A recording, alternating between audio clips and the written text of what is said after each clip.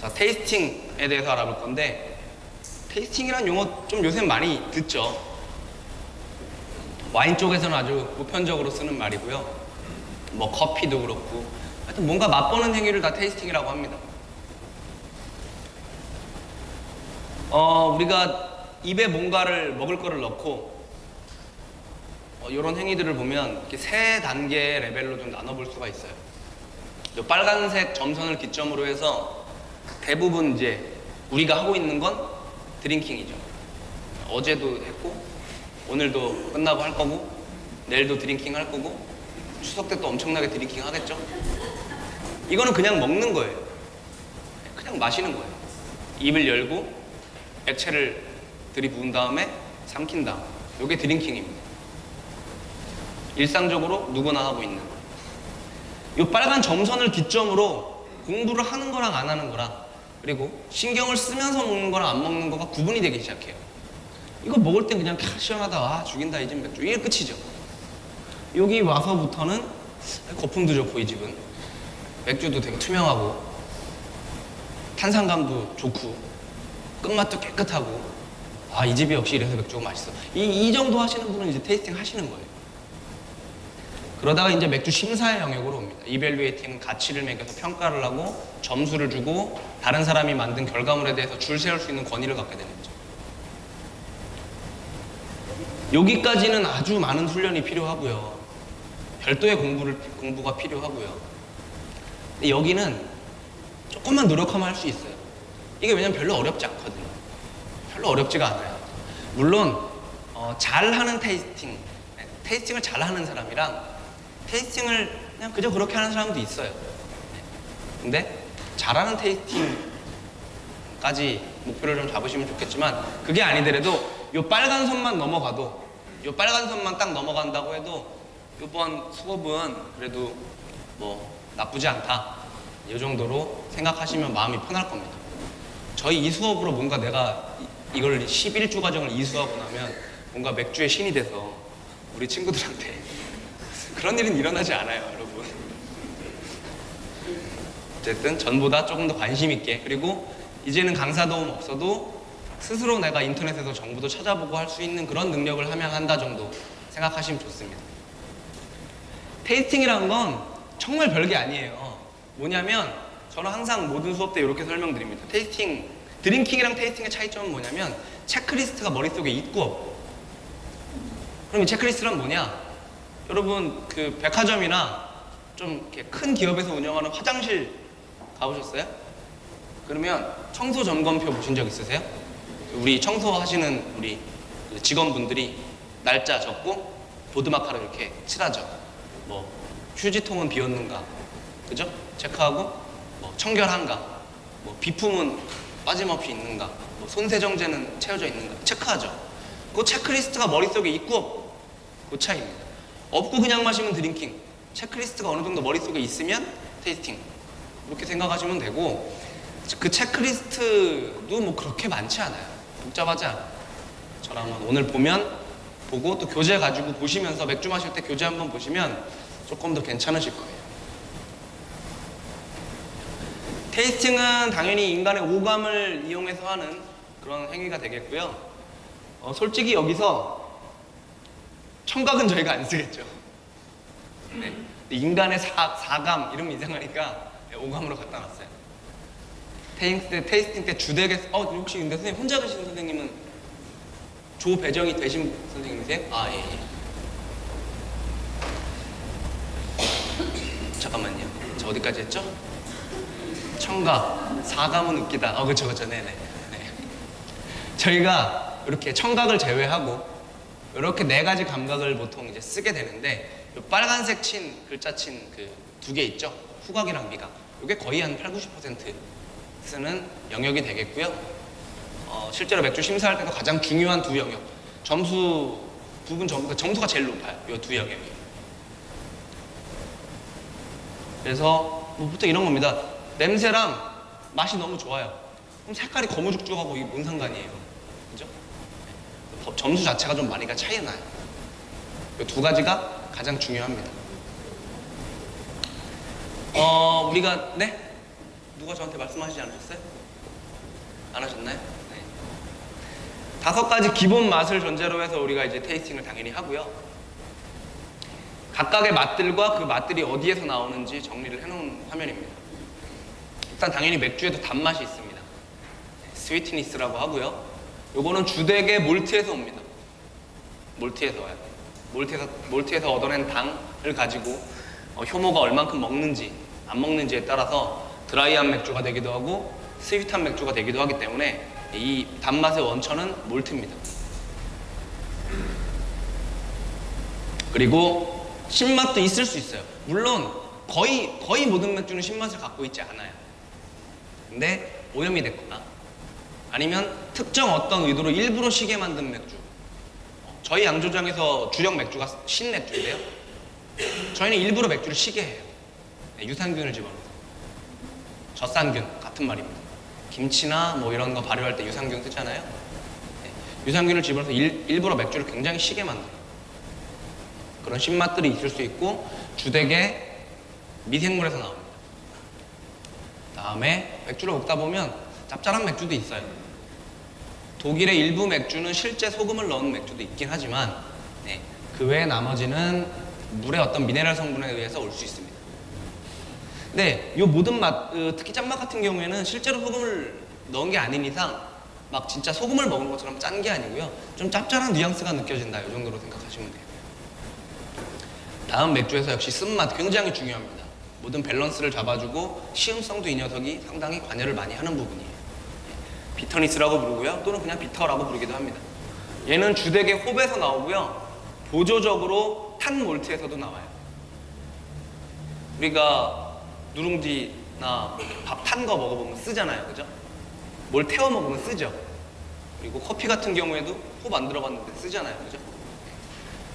그래서 우리 다크엘들, 검은색 맥주들 같은 경우에는 이 쓴맛이 홉에서 뿐만이 아니라 검게 태운 몰트를 많이 넣으면 넣을수록 체감 쓴맛이 같이 좀 올라가는 편이에요. 그래서 주되게는 홉에서 나오고 보조적으로 태운 보리에서 나온다.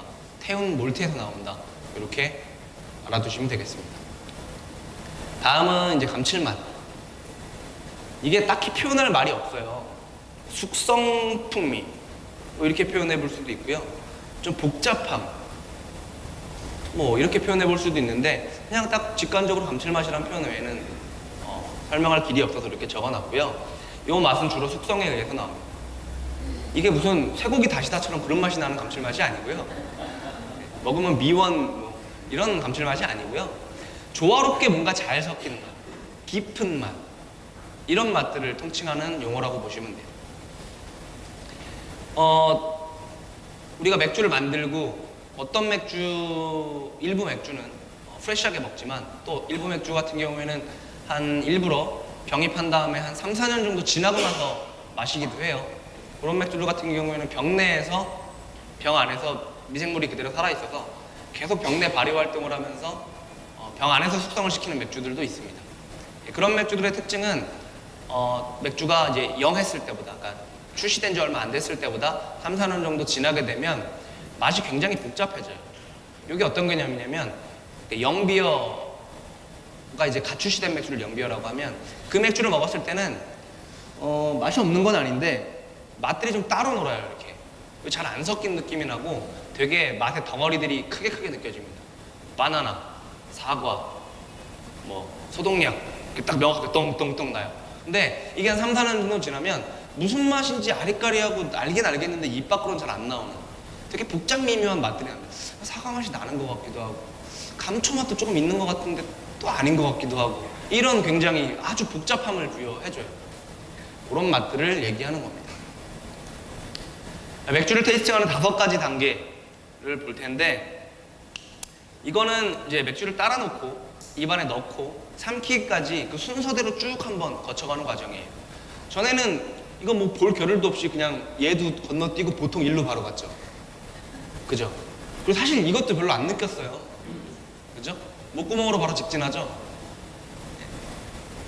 1번, 2번 건너뛰었고 그래도 한번 맛을 보는 분이 있었을지도 모르고요. 요거는 느낄 새가 어디 있습니까? 바로 목구멍으로 직진하기 때문에 요건 느낄 틈이 아마 많은 사람들이 없을 거예요. 이 단계를 한번 밟아보면 요게 테이스팅이에요. 이런 걸 해야 되는구나. 맥주 마실 때 이런 절차별로 내가 좀 체크해야 될 체크 포인트들이 있구나 하고 생각하면서 마시는 게 테이스팅입니다.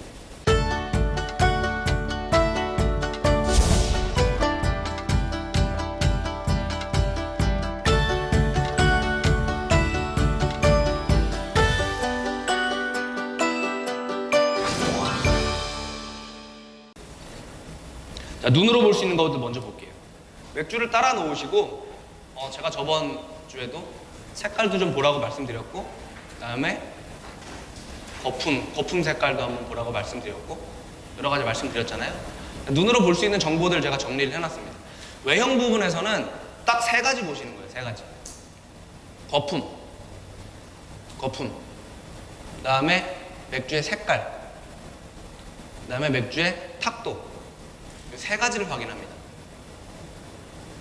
지금 또 체크리스트 세부 단계 들어간 거예요. 자, 거품을 볼 때는 이런 것들을 보는 겁니다. 거품이 되게 풍성한지, 보통인지, 거품 되게 안 나는지,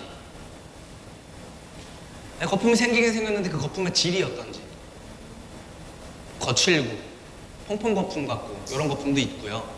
네. 어떤 거품 같은 경우에는 굉장히 조밀한 거품이 있어요. 이렇게 빽빽한 거품들이 있어요. 거품의 질, 그 다음에 거품의 지속력. 거품 파트에서는 이렇게 세 가지 봅니다. 오래 지속되는지, 적당한지, 따르기 무섭게 바로 거품이 꺼지는지, 이런 걸 체크해요.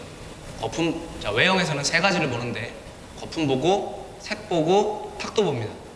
거품에서 다시 세 가지를 보는데 거품이 잘 생성이 되는지, 그 다음에 거품의 그 모양, 질이 어떤지, 그 다음에 거품의 지속성이 어떤지, 이렇게 세 가지를 봐요. 거품이 오래 가면 좋은 맥주일까요? 거품이 되게 오래 가면. 반대로. 자, 거품이 금세 사라져요. 나쁜 맥주인가요? 어떻게 생각하세요? 한 번 꼭 집어야 되겠어요. 자, 반장님. 거품이 금방 사그라드는 맥주는 좋은 맥주인가요? 나쁜 맥주인가요?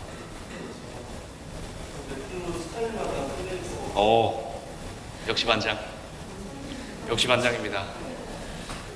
외워왔어요? 어디서? 유튜브에서 내 수업 봤죠? 다 일기 거 다 보고 왔죠? 몇 번 틀리고 아닌데요 한다면 제가 딱 말해야 멋있는데 바로 얘기하시면 어떡해요?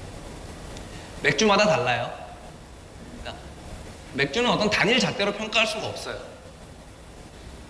그래서 어떤 확신에 차서 이 맥주는 거품이 안 좋아, 이거 별로야, 이렇게 하시면 안 된다는 거예요. 어떤 맥주는 굉장히 좋은 맥주임에도 불구하고 거품 아예 안 나는 맥주도 있어요. 자, 색 부분은 지금 제가 보면 어떤 가치 판단의 자료들이 아니죠. 그냥 팩트를 기술하시는 거예요. 잔에 따라 놓고, 맥주는 반드시 잔에 따라서 드셔야 됩니다. 잔에 따라 놓고 그냥 내가 관찰되는 현상을 기록하는 게 테이스팅입니다. 그다음에 색을 볼게요. 색 같은 경우에는 공식 용어들도 있긴 한데 너무 그렇게 복잡하게 생각하지 마시고, 이거 무슨 색깔 같으세요? 이거 무슨 색깔 같으세요?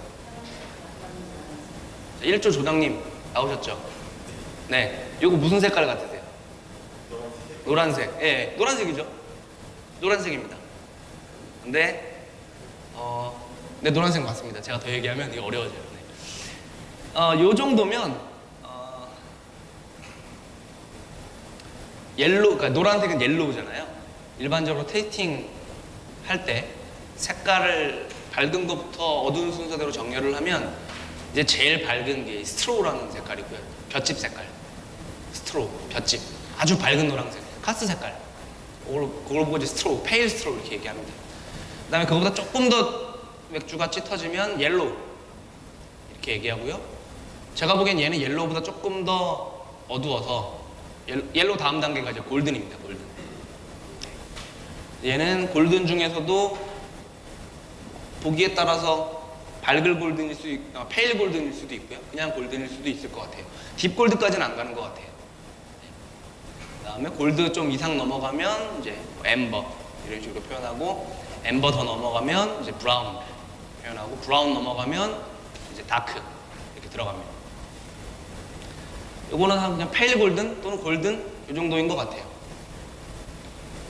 그리고 탁도를 봐요. 탁도는 보기 어떠세요? 맑은가요? 탁한가요? 약간 탁하죠. 완전히 막 우리 막걸리처럼 탁하진 않죠. 그래서 보통 탁, 요 중간 사이, 보통보단 좀 더 탁하고 완전 탁한 것보단 덜 탁하고, 이런 상태인 것 같아요. 외관을 통해서 우리가 이런 것들을 확인하고 맥주의 스타일도 한번 짚어볼 수 있고요. 그 다음에 맥주의 어떤 그 몰트의 질감, 몰트의 맛을 좀 유추해 볼 수 있어요. 이게 거짓말이 아니라 저 같은 사람들은 안 먹어봐도 요 맥주의 몰트 색깔은 안 먹어봐도 알 수 있어요. 따라 놓으면 바로 알아요, 어떤 맛인지. 맥주의 적어도 몰트의 맛, 홈맛 말고, 효모에서 나오는 효모맛 말고요. 몰트의 맛은 외관이랑 거의 동일해요. 외관을 보면 딱 알 수 있습니다. 뒤에서 좀 더 자세하게 설명드릴 거예요. 이거는 제가 장담하는데 안 먹어봐도 좀 진하게 구운 빵 풍미가 날 거고요. 그 다음에 연한 꿀향도 있을 거고요. 외워서 하는 거 아니에요. 네, 뒤에 이유가 나와요. 핸드폰 진동으로 좀 바꿔주세요. 요거 역시 눈으로 확인할 수 있는 여러 가지 재밌는 것들 중에 하나인데, 아사히가 이제 차승원을 필두로 해서 광고를 했죠. 천사가 얼마나 맛있으면 천사가 먹고 가냐, 흔적이 여기 남아있다. 이렇게 해서 엔젤링이라고 하죠. 그거는 이제 아사히가 만들어낸 말이고요. 일본에서 주로 만들어낸 말이고, 정식 용어는 브리셀 레이스입니다. 이게 왜 이름이 왜 이게 브리셀 레이스인 줄 아시는 분? 예, 레이스 같이 생겼잖아요. 커튼이나 여자분들 이렇게 옷에 달려있는 레이스 있잖아요. 예, 레이스처럼 생겨서 브리셀 레이스라고 불러요. 다 마시고 난 뒤에 잔에 남는 거품의 흔적들을 브리셀 레이스라고 합니다. 그래서 얘기할 때는 이 맥주 레이스가 되게 좋다, 레이싱이 아주 잘생기네, 이렇게 얘기하고, 레이스 별로다 이렇게 얘기를 하기도 합니다. 요게 좋은 맥주와 깨끗한 잔의 상징이라고는 적어놨지만, 아까 얘기했듯이 좋은 맥주일 수도 있고 아닐 수도 있어요. 되게 맛없는데 레이스 좋은 것도 많아요. 네, 되게 좋은 맥주지만 거품 안 생기는 맥주도 많습니다. 그렇기 때문에 좋은 맥주일 수도 있고 아닐 수도 있겠지만 적어도 깨끗한 잔의 상징인 건 맞아요. 맥주 거품이 잔여 세제나 지방 성분에 굉장히 취약하기 때문에 세제가 좀 제대로 퐁퐁 같은 게 세척이 헹굼질이 잘 안 돼 있거나, 아니면 잔에 우리 감자튀김 같은 거 많이 먹잖아요. 입술에 이 기름이 묻겠죠. 그리고 그 입으로 맥주를 마시면 이 입술 테두리에 기름 같은 것들이 다 남아 있을 텐데, 그런 것들 세척이 잘 안 되면 거기에 닿으면 그 거품이 금세 꺼져요. 그래서 일단 이 레이스가 잘 생기면 이 집이 그래도 맥주잔은 열심히 닦는구나, 잘 관리 잘 하는구나, 이 정도 생각해 보시면 좋을 것 같아요. 근데 요즘 사실 상당수 많은 업체에서 식기세척기 쓰기 때문에 대부분 잔은 엄청 깨끗합니다. 자, 여러 가지 맥주의 이제 레이블들이 많이 있는데, 이것도 좀 재밌는 정보예요. 눈으로 보는 재미가 있습니다. 여기 왼쪽에 있는 게 이제 미국의 크래프트 맥주 회사들 겉면이에요. 되게 다채롭죠. 제가 일부러 좀 어두운 것만 갖고 왔는데 되게 밝고 만화 같은 캐릭터들도 많습니다. 인상이 강렬하죠, 이런 것들을 딱 보면. 근데 맛이랑 되게 이미지가 연상이 되게끔 만들어놨어요.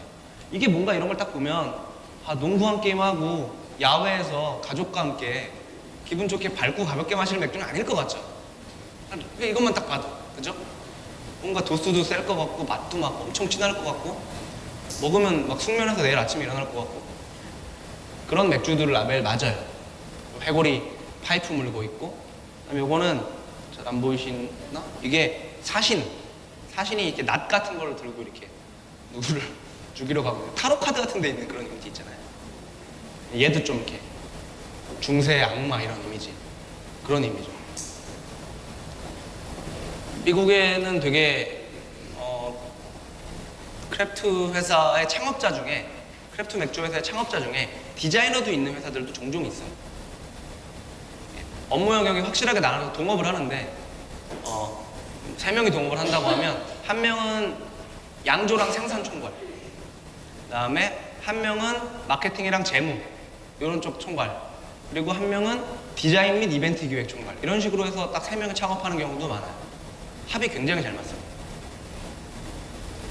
그 다음에 요 가운데 있는 건 일본 맥주예요. 일본 맥주. 일본 지비루라고 하고요. 지역 맥주, 뭐 크래프트 맥주, 일본식 크래프트 맥주 이렇게 되겠는데, 이름은 수요일의 내꼬입니다. 수요일의 내꼬. 고양이, 수요일의 고양이 이런 뜻이에요. 요 맥주는 딱 보는 순간 얘랑 반대로 밝고 가볍고 상쾌하고 맛도 좀 이쁠 것 같고, 그렇죠? 맥주 디자인이 굉장히 잘 드러나 있고요. 요거는 이제 호가드 같은 스타일이에요. 잘 어울리는 이미지를 채택을 해서 색감도 예쁘게 잘 배열을 한 것 같습니다. 우리나라에 수입이 되어 있고요. 여자분들이 이거 보면 이거 디자인 보고 많이 집으신다고 하더라고요. 제가 판매하는 사장님들이랑 가끔 얘기해보면 그런 얘기 하십니다. 이제 우측 하단에는 우리의 아름다운 맥주 회사들의 라벨이 있습니다. 좀 개선했으면 좋겠어요. 개선했으면 좋겠어요. 어느 나라 맥주인지도 알 수 없고, 어떤 맛인지도 연상할 수 없고, 그렇다고 디자인이 이쁘지도 않고요. 보고 있으면 답답한, 맥주는 물론 저는 이 4가지 맥주 다 좋아하고 즐겨 먹지만 이거 보고 있으면 참 아쉽고 그래요. 눈으로 확인할 수 있는 여러 정보, 그러니까 제가 지금 눈으로 그 테이스팅의 일환으로 설명드린 건 요게 다고요. 그 다음으로는 이제 곁다리로 제가 눈으로 볼 수 있는 여러 정보들을 말씀드리는 거지, 테이스팅 할 때 이걸 보시라는 건 아니에요. 라벨이 이쁜가, 테이스팅의 요소가 아닙니다. 네.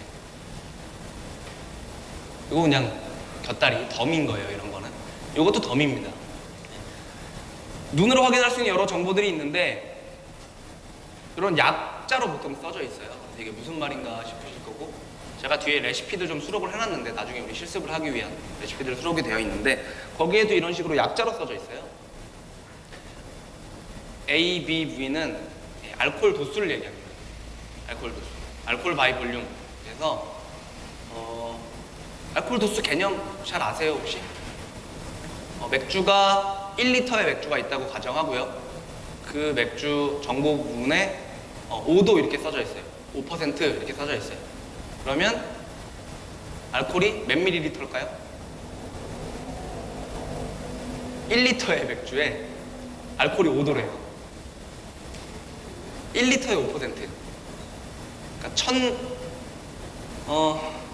저도 갑자기 계산이 안 되네요. 계산해 볼까요? 1리터 5mm인가? 5mm가 되나요? 50mm가 되나요? 네. 이과 나오신 분들 빨리 계산해 주세요.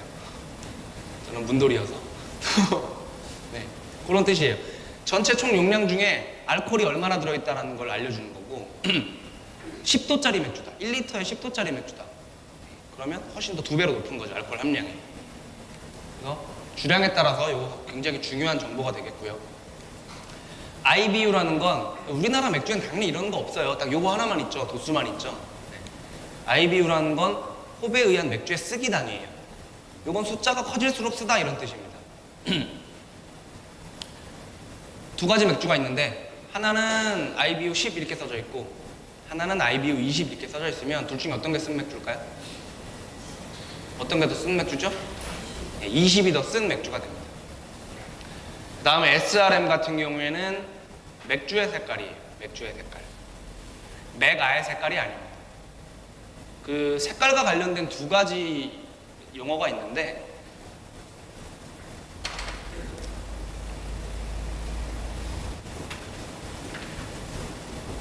로비본드라는 게 하나가 있고요. SRM이라는 게 있어요. 둘 다 색상을 재는 단위입니다, 맥주에서. 근데 얘 같은 경우에는 완성된 맥주의 색깔.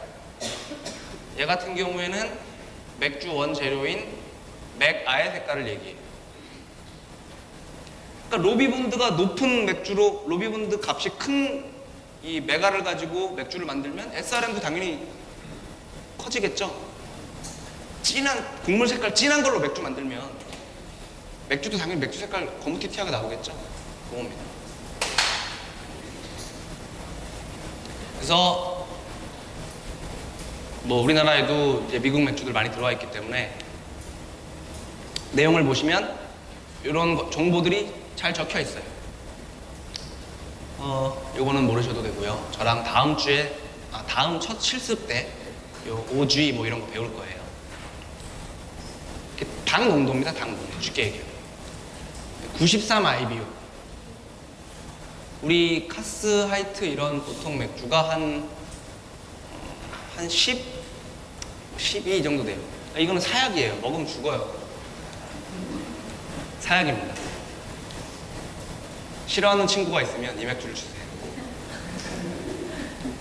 농담이고요. 굉장히 쓴 맥주입니다. 필스너 우르켈이라는 맥주 드셔보셨나요? 편의점 4캔 만원 단골이잖아요. 그 맥주가 IBU가 40이에요, 40. 근데 필스너 우르켈 먹고도 쓰다는 분 많잖아요. 이게 적응되면 굉장히 맛있거든요. 입에 쫙 붙고. 근데 걔보다 수치상으로는 2배 이상 쓴 건데 이게 꼭 그렇게 2배로 쓰진 않아요. 왜냐면 IBU는 높지만 술이 스윗한 경우에 혐오 발효력이 낮아서 맥주에 잔단감이 많이 남아있는 맥주의 경우에는 체감 쓴맛은 떨어져요. 이해가세요? 보약을 그냥 먹으면 쓴데 알사탕을 입에 하나 물고 보약을 먹으면 안 쓰죠. 그죠? 보약의 쓴맛은 변하지 않았는데 내 혀위에 사탕이 있기 때문에 그렇게 쓰게 느껴지지 않는 것처럼 이거는 단맛이랑 약간 좀 관련이 있어요. 그래서 절대적으로 얘가 얘보다 카스보다 9배 쓰구나. 그러면 난 죽겠네.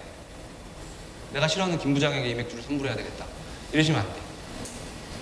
이 맥주가 달 수도 있습니다. 먹어보기 전까지 그건 몰라요. 그 다음에 알코올 바이 볼륨. 얘는 약자 안 쓰고 풀로 표기해준대요. 7.2도.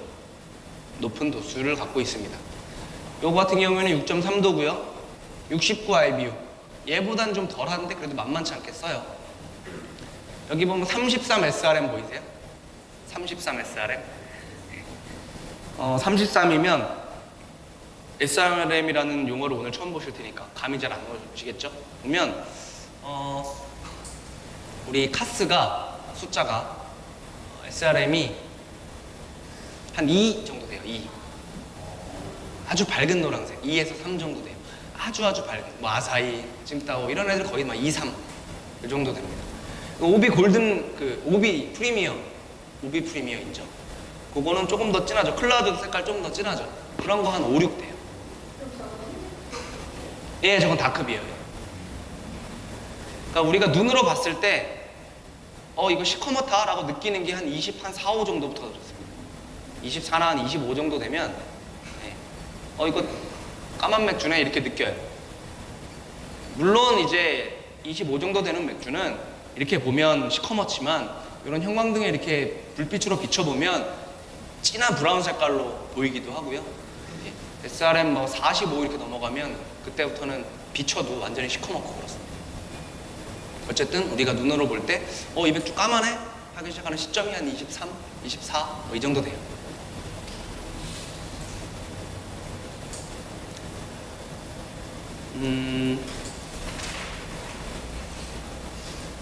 자, 쉬는 시간 타이밍을 잡아야 되는데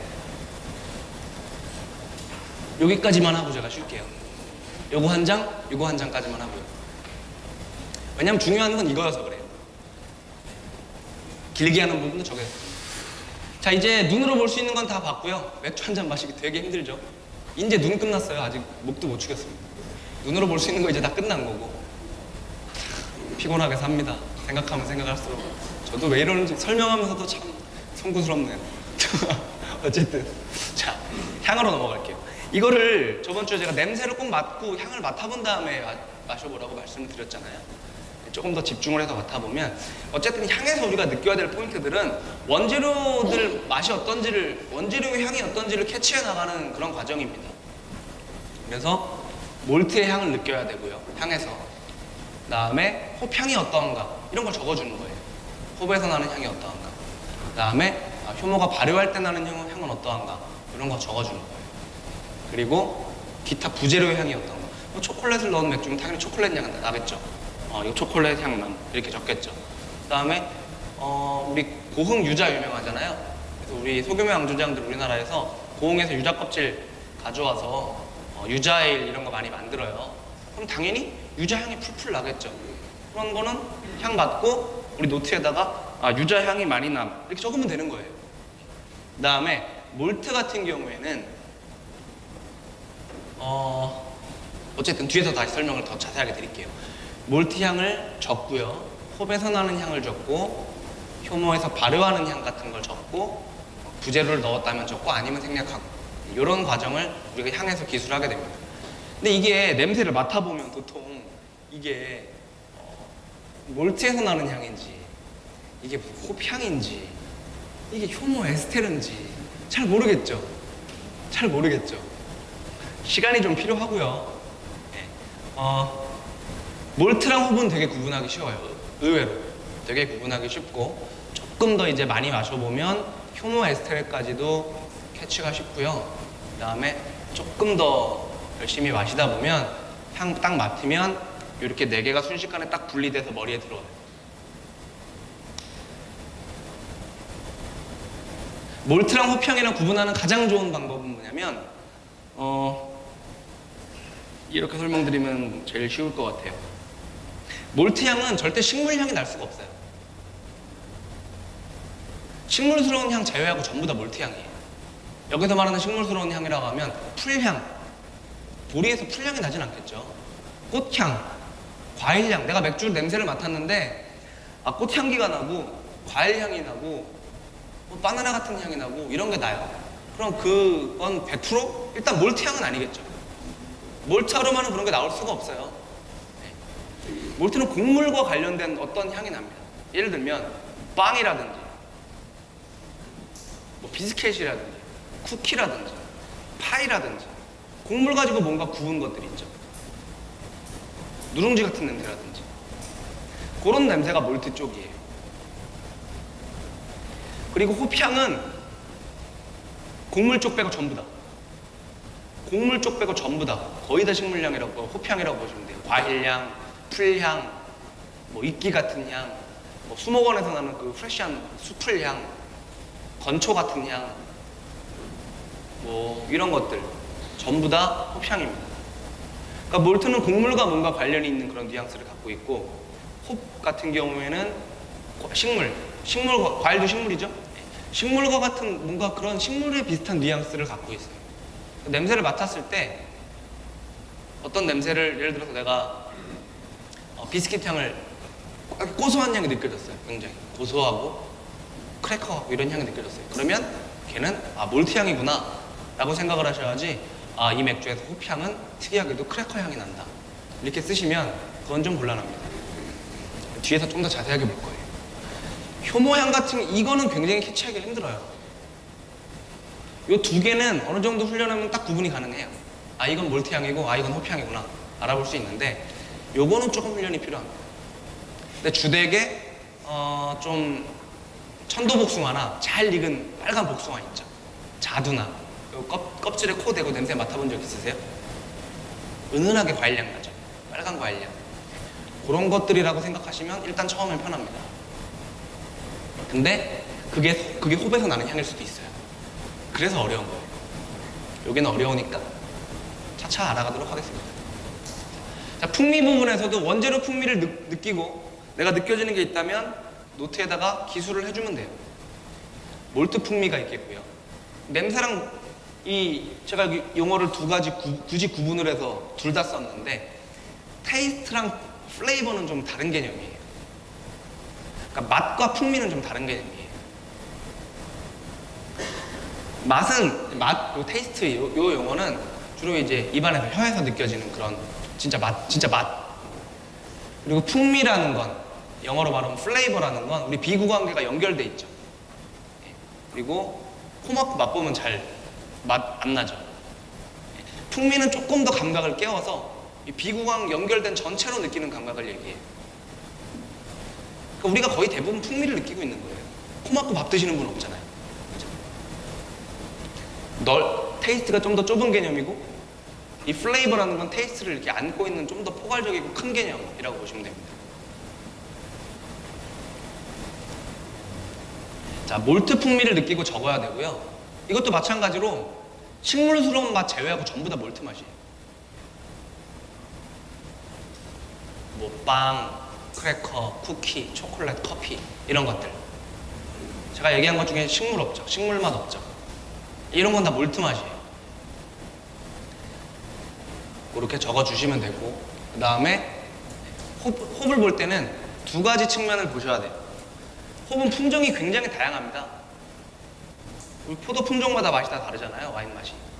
홉도 마찬가지로 품종이 굉장히 다르고요. 품종도 너무너무 많고요. 지금도 품종 개량이 계속되고 있고요. 계속 이렇게 뭐라 그러죠? 이렇게 교접한다 그러나요? 네. 식물이니까 교배가 아니겠죠? 네. 하여튼 이렇게 접목을 시켜서 새로운 종을 계속 개발합니다. 농부들이 연구소랑 협업해서. 지금도 계속 신생업들이 나오고 있어요. 그런 것들은 뭐 익스페리멘탈 넘버 뭐뭐 이런 식으로 출시가 돼서 되게 반응이 좋고 맛있다라는 평가를 받으면 정식 이름을 붙여서 다시 출시를 해요. 이렇게 홉마다 자체가 가지고 있는 풍미는 좀 다 달라요. 비슷한 군으로 묶어볼 수는 있겠지만 기본적으로 다 다릅니다. 그래서 이 홉에서 어떤 풍미가 나는지 그거를 적어주시고, 이를테면 이런 거예요. 어떤 홉 같은 경우에는 굉장히 자몽, 오렌지 이렇게 집중된 맛이 나는 홉들이 있어요. 시트러스한 향들, 맛과 향들. 그리고 어떤 홉 같은 경우에는 파인애플, 구아바, 망고 이런 식으로 열대 과일에 또 특화된 홉도 있어요. 그러니까 그 홉에서 느껴지는 과일 풍미, 식물 풍미, 곡물을 제외한 모든 풍미를 쭉 적어주시는 거예요. 무슨 맛이 난다. 적어주시는 거예요. 그 다음에 홉 볼 때는 홉 비터 레벨을 좀 적어주시는 게 좋아요. 이 두 가지 측면을 다 봐야 되는 거예요. 홉 볼 때는 홉마다 품종마다 다르게 갖고 있는 홉 본연의 그 맛을 적고, 그 다음에 품종마다 공통적으로 갖고 있는 것도 쓴맛이에요. 품종마다 맛은 다른데 쓴맛은 또 다 있단 말이죠. 그러니까 쓴맛이 엄청 쓴지, 보통 쓴지, 적게 쓴지 요거를 두 가지 구분해서 적어주셔야 되는 거예요. 자,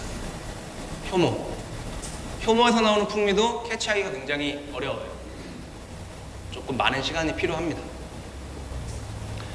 처음에는 뭔가 그 빨간색 잘 익은 과일향, 과일 맛 같은 거 그렇게 생각을 하시면 조금 편할 것 같아요. 처음에는. 그 다음에 기타 부재료, 유자 넣었으면 유자 맛이 남 적겠죠. 네. 커피 넣었으면 커피 맛이 남 적으면 돼요. 마지막으로 삼키고 난 뒤에 여운이 어떠한 거. 제가 저번 주에 맥주 삼키고 바로 말씀하지 마시라고 한번 얘기했던 적이 있어요. 맛이 다 흩어지거든요. 맥주 삼키고 입을 딱 다물고 코로 숨을 여러 번 내쉬었다 들이마셨다 하면서 잔향이라든지 그런 것들이 끝나고 뭐 쩝쩝 입맛을 다시면서 뒷맛, 목구멍, 혀뿌리에 남는 맛 같은 것들도 그냥 처음엔 지금 잘 안 나겠죠. 잘 모르시겠죠. 그래도 계속 한번 해보시는 게 좋습니다. 그러면서 끝맛의 강도, 길이, 복잡성 이런 것들 기술해 주시면 좋고, 이 빨간색은 엑스트라예요.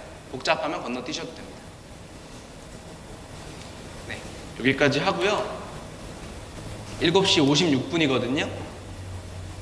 8시 10분에 다시 시작할까요?